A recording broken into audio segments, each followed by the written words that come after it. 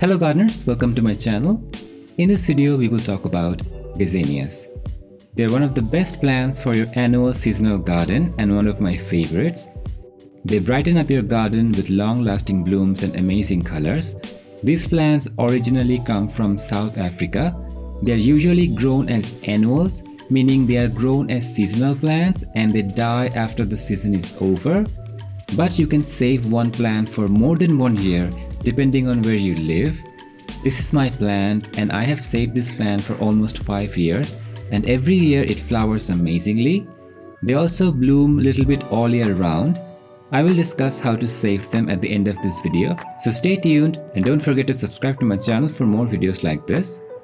Care of gazanias are quite simple once you establish them. They don't need too much maintenance. They are hardy, drought tolerant and easy to grow plants that offer you great colors in your garden.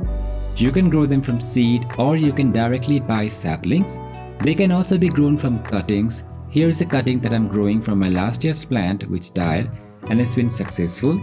I just cut a stem from the old plant and planted it in plain soil and it survived, so they are not difficult to grow from cuttings at all. To grow gazanias well, you need to place them in a sunny spot. They love sunlight. Give them 6 to 8 hours of direct sun. The flowers open up when they get bright sunlight, and in afternoon they close when the sun sets. They are great for containers. I have grown this in an 8-inch container, which is perfect for this plant.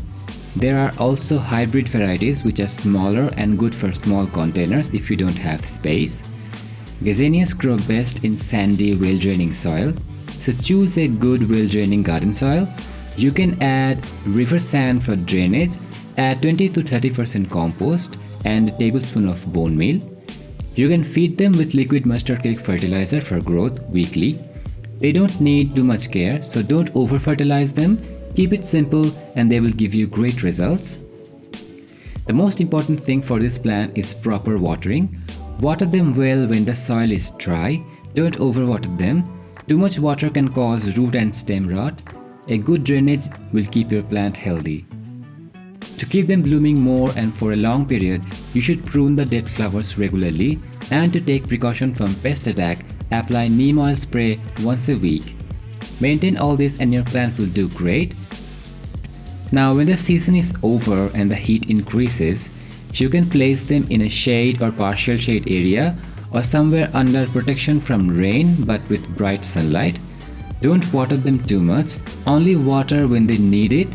You don't need to add fertilizer during this time, and your plant may survive the whole year, and in next season, you can gently repot them, change the soil, and they will start blooming again.